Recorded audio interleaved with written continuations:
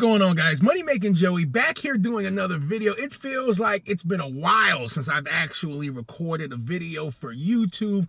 I've actually had a lot going on. Like over the next couple days, I'm going to be releasing a lot of different videos, and it's going to fully explain what I've been doing. I've kind of been in a transition period just a tad bit, and there's some new things concerning rideshare. There's some new things concerning just business overall, because if you've been watching my videos for some time, you know as long as I've been doing rideshare, I've also been doing storage auctions, selling at flea markets, selling on eBay. So my week typically is a 70-hour work week, easy. It's just not all, really in the rideshare industry. So over the next couple of days, if, you've watched me on YouTube and you're somehow not subscribed to the channel, I do definitely encourage all of you guys out there watching to do definitely go ahead and get subscribed to the channel. But the title of this video actually says it all, because if you've been watching, you guys know for some time I've been wanting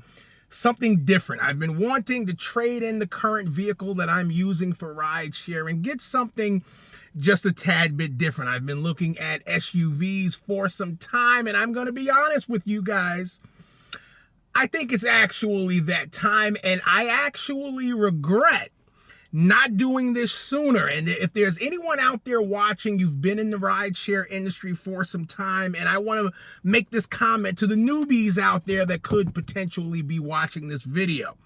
Never limit yourself at any point in time in any business venture that you choose to do. Even if you're someone in the 9-to-5 regular job market, never limit yourself, because even though the amount of money that you're currently making might be good enough for you, never limit yourself to that. There's always other opportunities, better opportunities out there. And if you never go out and search for them because you're content where you currently are, you're limiting yourself in life. So the reason why I say, hey, I wish I got an SUV and did like XL rides. Like my vehicle that I use for rideshare right now is white. I would only recommend getting a black vehicle. It's an extra perk on these apps, Uber and Lyft. Let's just be honest. So if you have XL, you have black, you have this 7-passenger, you can get higher earning rides. Why not do so? Now, one thing that I've actually looked at previously was the extra expense that it would cost me, whereas like the car payment that I'm making now is $435 a month for this vehicle. If I were to move into a SUV, my monthly payment would probably be somewhere around $650, $700. Now, the vehicle that I currently drive is a 4-cylinder. I would probably getting an 8-cylinder. It's double, it's going to burn more gas, so that's going to cost me more money. There are two things that I'm considering, and one thing that I am going to do, I'm not going to speak too much about it in this video. I'm actually going to make a specific. Someone left a comment. Somebody was like, it's not Pacific, it's specific. And I'm like, dude, you get what I'm actually saying.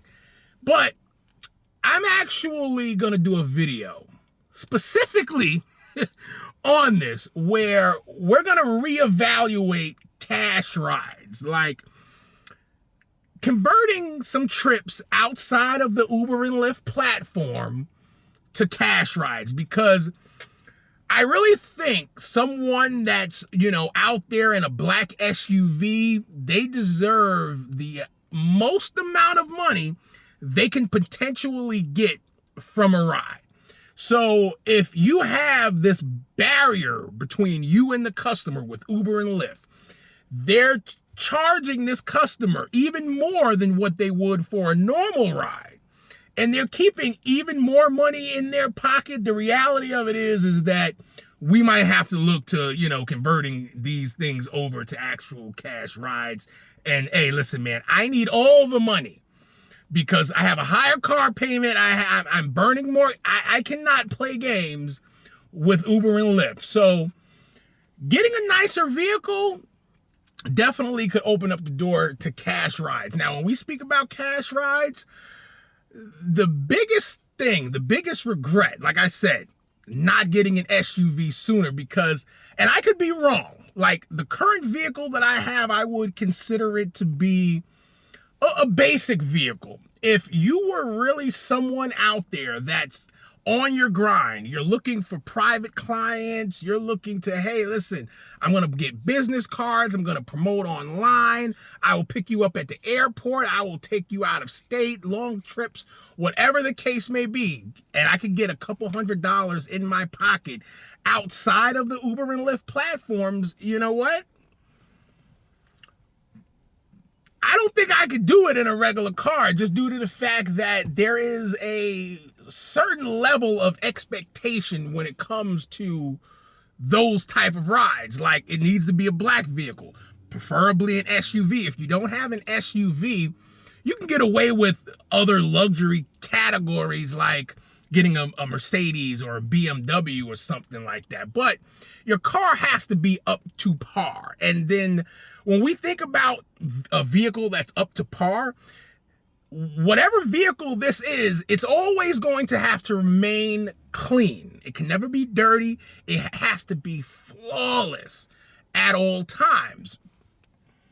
And it's going to require some additional work, but the truth of the matter is that when we go from earning $1.50 per mile on these apps to now, hey, you know what? I'm charging this private guy $2.50, $3 a mile, and I'm keeping all of that in my pocket.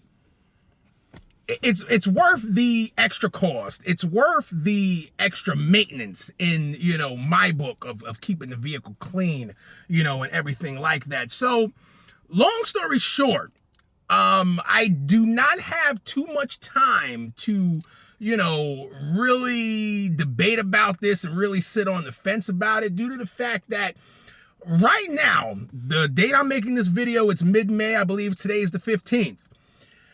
We are on the cusp of high season. We're getting ready to come into the summertime. Travel is going to be busy. Airports are going to be busy. The streets are going to be busy. All the way up until now, the holiday season. We're out of slow season, so the time for this is now.